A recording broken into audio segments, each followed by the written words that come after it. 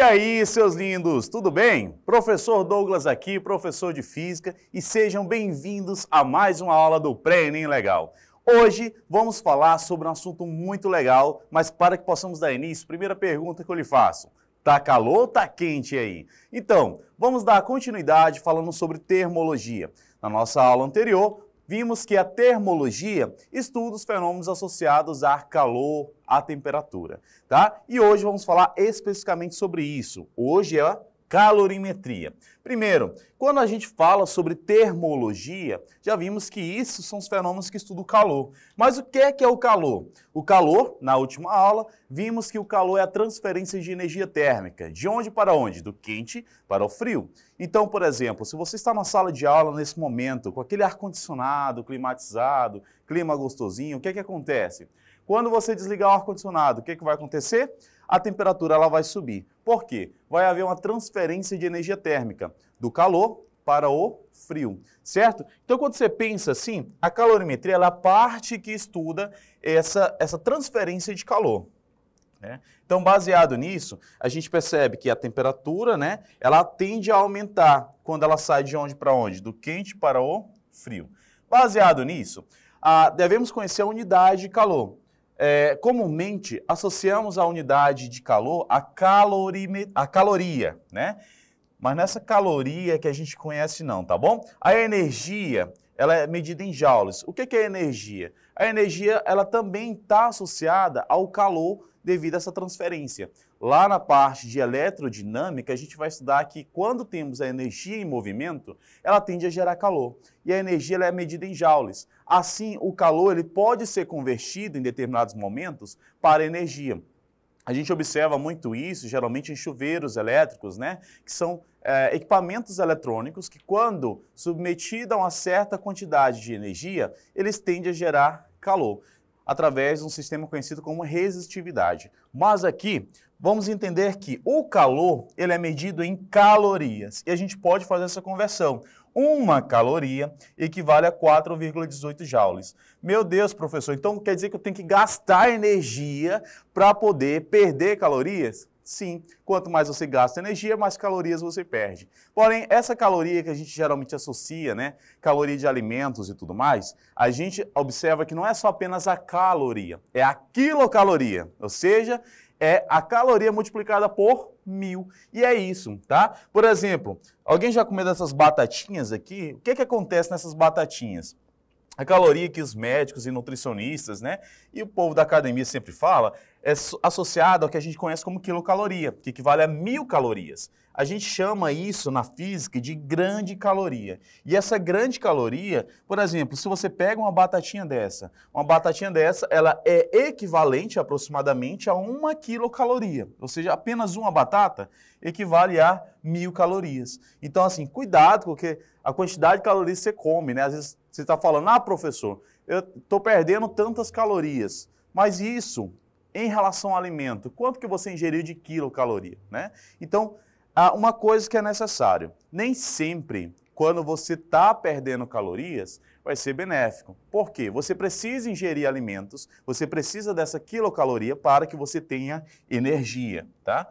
Então, a energia, ela é associada a essa questão do calor. Porém, a energia, quando transformada em calor, ela vai se propagar de algumas formas. Existem 3 formas de propagação de calor. São elas: convecção, condução e radiação. Então, quando temos o processo de condução, é quando há um contato entre 2 sólidos, onde um sólido já está aquecido. Alguém, por exemplo, no dia de sol quente, coisa que não temos aqui no Acre, né? Você já tocou no objeto que já estava aquecido, que estava sobre o sol? Já? Então, quando você toca no objeto que já está aquecido, você vai sentir esse calor. E essa transferência de calor se chama condução. Um outro processo que ocorre também é o processo de convecção.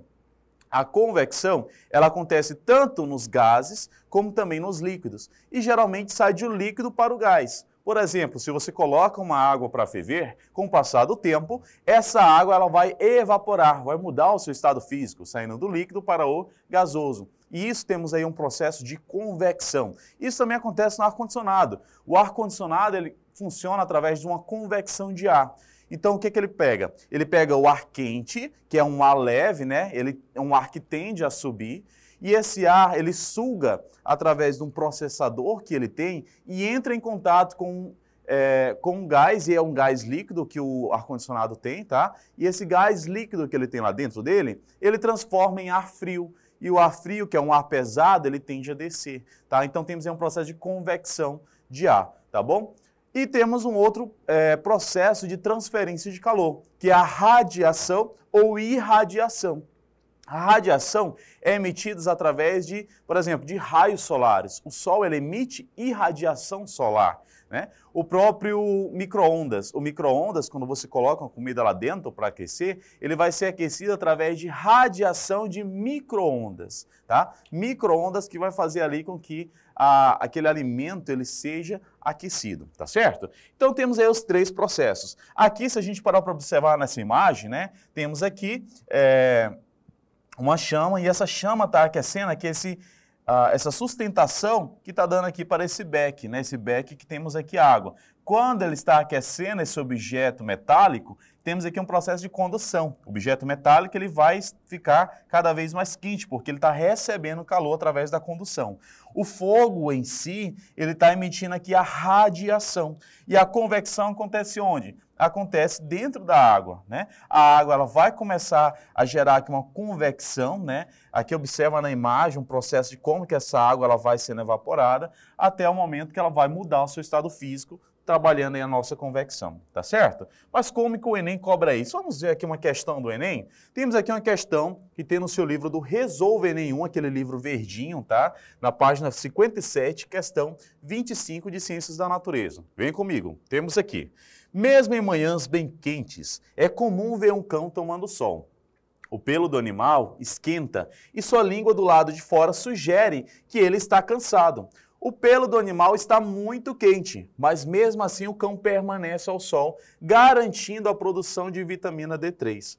Durante essa exposição ao sol, ocorrem transferências de energia entre o cão e o ambiente, por processos indicados por números na figura abaixo.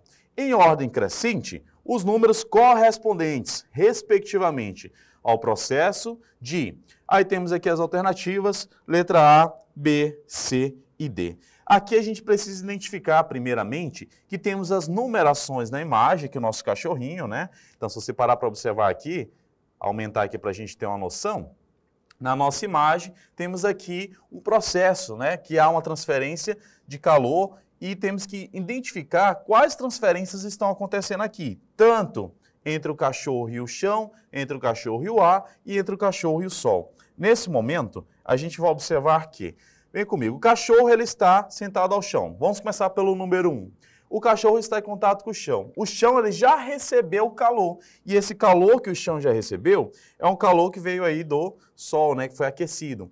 Então, quando temos um contato de alguém ou um objeto com outro objeto já aquecido, temos aqui um processo de condução. Então, se a gente parar para pensar, analisando as alternativas, né, nesse caso aqui, eu já posso eliminar aqui duas alternativas, que são elas, né?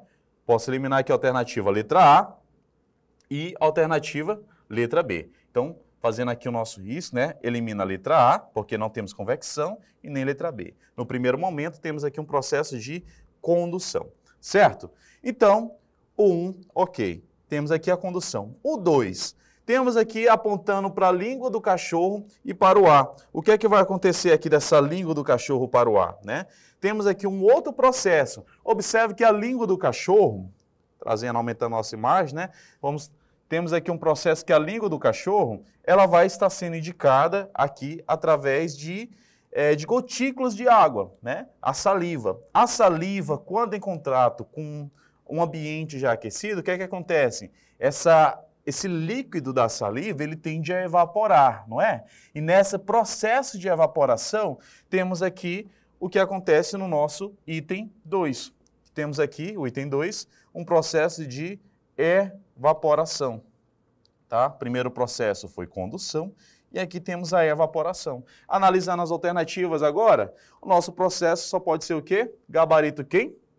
Letra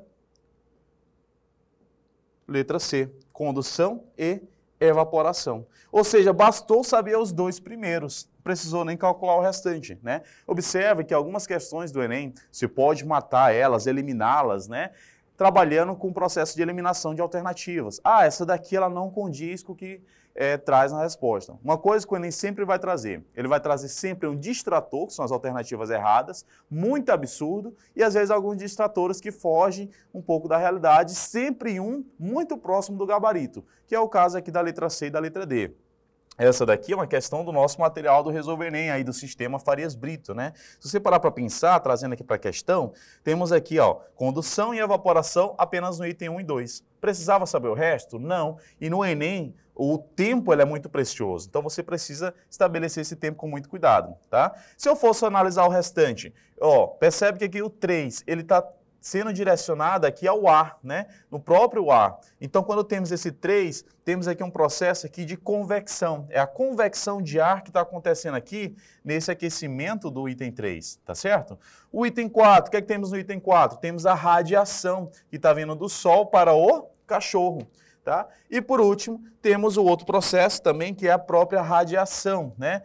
O pelo do cachorro já aquecido, falou aqui, o pelo do animal está muito quente, né? Se o pelo do animal está muito quente, ele também vai emitir um processo também de radiação, que é o retorno ao que ele recebe do sol, tá certo? Então aqui, gabarito letra C, né? Não poderia ser letra D, porque o item 2 não é radiação, não vai ser radiação da língua do cachorro, já pensou? Esse é o quê? O cachorro do Superman? Não, né? Então bora lá. Próxima questão agora, para a gente brincar.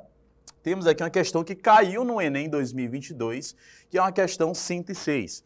Temos aqui o seguinte: na cidade de São Paulo, as ilhas de calor são responsáveis pela alteração da direção do fluxo da brisa marítima, que deveria atingir a região de Mananciais. Importante, algumas questões do Enem, você consegue ganhar tempo nelas apenas indo para o comando da questão. Então, bora para o comando dessa questão aqui? Vem comigo. Qual que é o comando? É a parte central que queremos aqui. Essa parte aqui, né? Então temos aqui, no processo de fortes chuvas no centro da cidade de São Paulo, há dois mecanismos dominantes na transferência de calor, entre o Sol e a ilha de calor, e entre a ilha de calor e a brisa marítima. Esses mecanismos são, respectivamente, ou seja, queremos aqui as informações principais, né? Há duas transferências de calor acontecendo. Primeiramente, ele fala entre o Sol e a ilha de calor. Entre o Sol e a cidade, né? Por que é chamado ilha de calor? Ilha de calor é todo local que emite determinados graus de irradiação, devido ao seu recebimento da irradiação. Já falei que o Sol ele emite irradiação solar, né? Na sua escola, ela é formada de quê? De concreto, é formada de alumínio, e tudo isso são bons condutores de calor. Quando eles recebem esse calor, parte desse calor fica absorvido ali. Então, o concreto, por exemplo, ele absorve calor, transformando aquele ambiente numa ilha de calor, tá? Então, entre o Sol e a ilha de calor, qual o mecanismo de transferência que temos aqui? É a condução? É a convecção? Não, né? Então já posso eliminar aqui de cara, né? A nossa alternativa, a letra C, D e E. Temos aqui um processo de irradiação. O Sol emite radiação de calor. E agora ele fala entre a ilha de calor e a brisa marítima. Que processo temos aqui entre a ilha de calor e a brisa marítima? Gente, brisa marítima vem de onde? Brisa marítima vem do mar, professor. Beleza. Se vem do mar, o mar é o quê? É líquido. E a brisa é o quê? É um ar, é um vapor. Do líquido para o vapor, temos o processo de quê? De convecção. Então, temos aqui, gabarito, nossa alternativa, letra A. Questãozinha tranquila, né? Caiu no Enem aí. Lembrando que essa questão sempre envolve ou nível fácil ou nível médio, e você tem que ter muito cuidado na resolução dessas questões, tá certo? Então, ficamos aqui na nossa aula de hoje. Espero que você tenha gostado, né? Desses macetes básicos de transferência de calor. Lembrar que o calor é sempre transferência do quente para o frio e lembrar sempre desses processos de propagação de calor. Convecção, radiação e condução. 3 processos que todo ano cai pelo menos uma questãozinha no Enem, tá certo? Até mais, ficamos por aqui, até a nossa próxima aula.